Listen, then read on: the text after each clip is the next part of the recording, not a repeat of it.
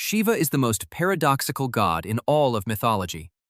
He is the destroyer of the universe and the most loving husband. He is the supreme ascetic who sits naked in cremation grounds covered in ash, and the cosmic dancer whose movements create reality. He is the god who cut off his own son's head and then fixed it with an elephant's. He drinks poison to save the world and smokes herbs on a mountaintop. No other deity in any culture contains this many contradictions, and yet somehow it all makes sense. Let me tell you the story of how Shiva got married, because it reveals everything about who he is.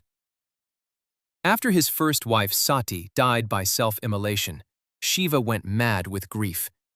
He carried her burning body across the universe, dancing the Tandava, the dance of destruction, threatening to unmake all of creation with his sorrow.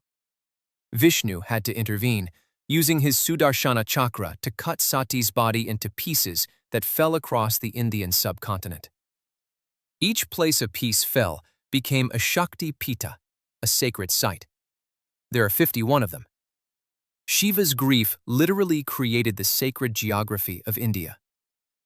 After that, Shiva retreated to Mount Kailash and sank into meditation so deep that the universe itself grew quiet. He wanted nothing. He needed nothing.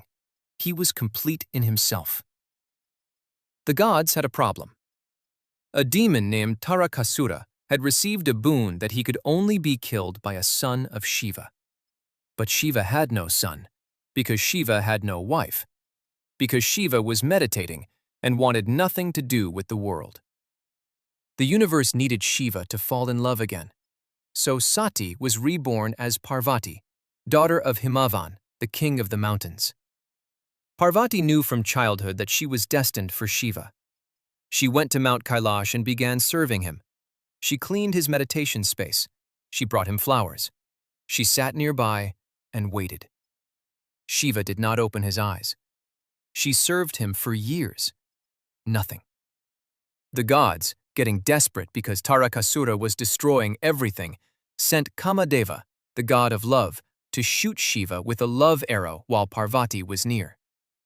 Kamadeva hid behind a tree, drew his sugarcane bow with its string of honeybees, and fired a flower arrow at Shiva.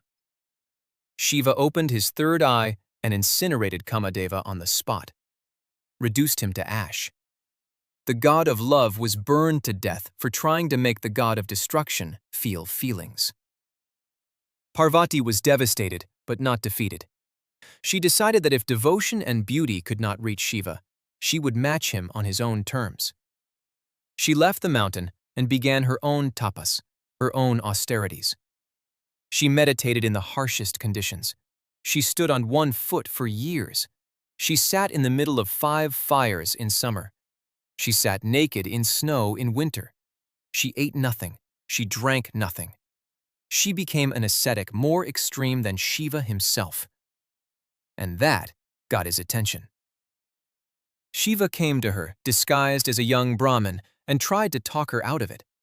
He told her Shiva was a terrible choice for a husband. He lives in cremation grounds. He wears snakeskins. His friends are ghosts and goblins. He smears ash on his body. He has no palace, no wealth, no sophistication. Why would a beautiful princess want someone like that? Parvati's response was fierce. She told the Brahmin that he understood nothing. That Shiva's ash is the reminder that everything in the universe eventually returns to nothing. And the one who understands that is the one who truly understands everything. That his cremation ground is the most honest place in the world because it is the only place that does not pretend death does not exist. That his snakes represent the Kundalini energy that powers all consciousness. Shiva dropped his disguise. He had found his equal. Not someone who worshipped him from a distance, but someone who could match him argument for argument, austerity for austerity, and love him not despite his strangeness, but because of it. Their wedding, attended by every god, demon, sage, ghost, and creature in the universe, is celebrated as Maha Shivaratri. And their marriage is considered the model for partnership in Hindu philosophy. Not because it is easy, but because it is between equals. Parvati does not submit to Shiva. She challenges him, she argues with him, she brings him back from his extremes.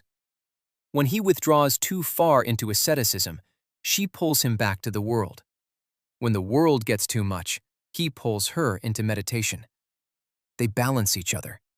Destruction and creation, withdrawal and engagement, silence and speech. Shiva and Parvati are not just a couple. They are the fundamental duality of existence, expressed as a love story. And if you understand their relationship, you understand Hindu philosophy.